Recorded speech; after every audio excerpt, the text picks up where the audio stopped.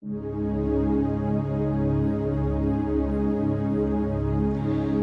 saudara yang terkasih dalam nama Tuhan Yesus. Puji nama Tuhan. Pada hari ini kita masih sama-sama sehat, masih sama-sama kuat bersama dengan Tuhan. Oke, izinkan hari ini kita untuk sama-sama belajar tentang pertobatan dan korban yang benar kepada Tuhan. Jadi kita akan sama-sama belajar tentang bagaimana seorang panglima perang yang bernama Yefta menyelesaikan perjalanannya kepada Tuhan dan mempersembahkan suatu korban yang benar-benar sakit dalam hidupnya. Tapi dia belajar untuk setia dan taat kepada Tuhan. Kita boleh buka Alkitab kita di dalam Hakim-Hakim pasal yang 11 ayat yang pertama sampai yang ketiga.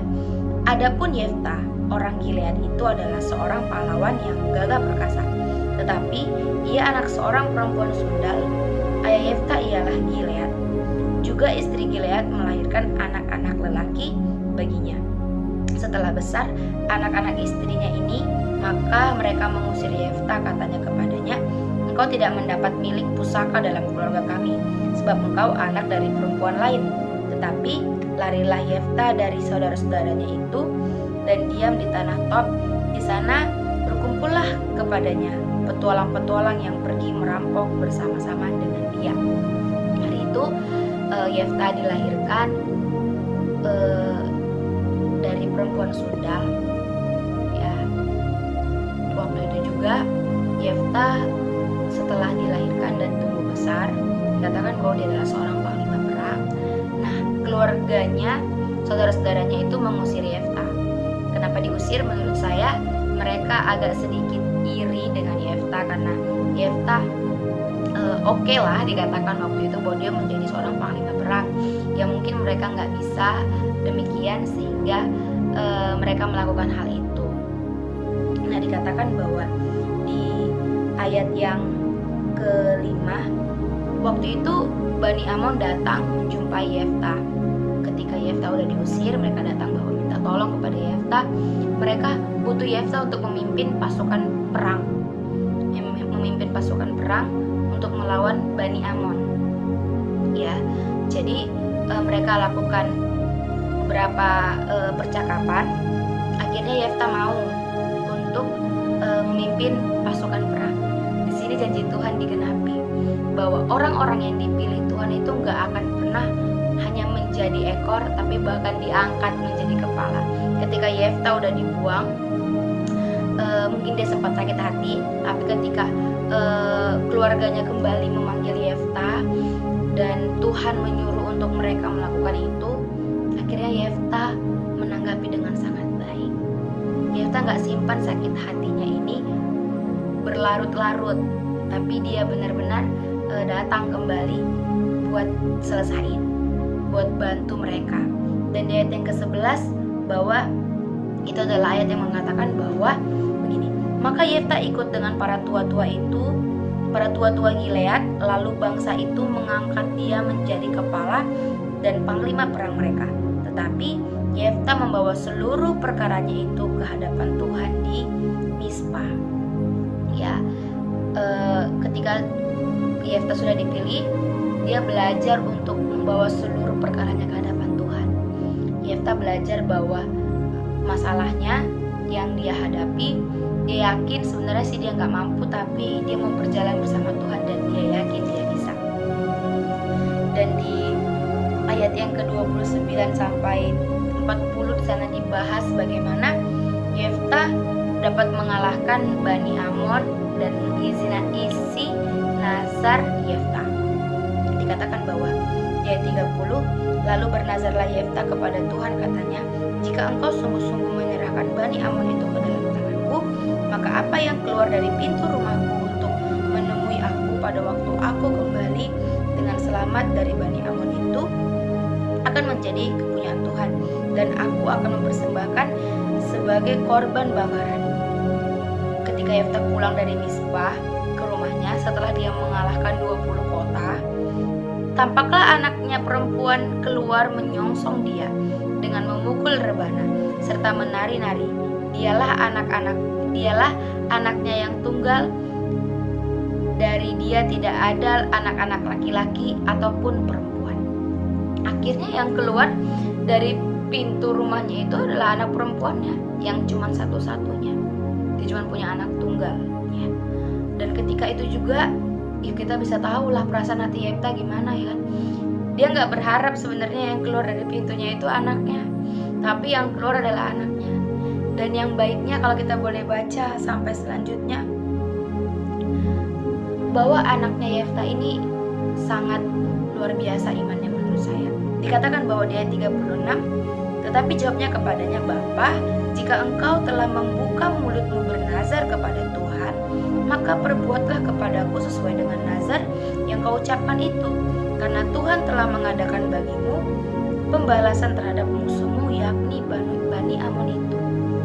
Dia bilang, "Bapak, kalau Bapak udah berjanji sama Tuhan, Bapak itu harus genapi, harus lakuin. Bapak itu gak boleh jadi seorang yang pecundang," begitulah kurang lebih. Dan dia lakuin itu, teman-teman. Nah, kita hari ini mau sama-sama belajar tentang berapa poin yang kita boleh dapati dari hal ini.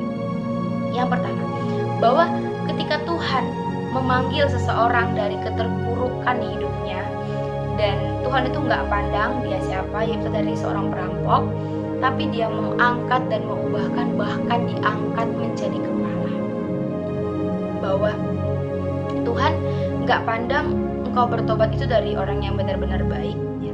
Menurut saya kalau pertobatan dari orang baik menjadi orang semakin baik itu bukan pertobatan, tapi pertobatan itu dari kebiasaan yang gak baik engkau menjadi belajar untuk baik, itu baru namanya pertobatan.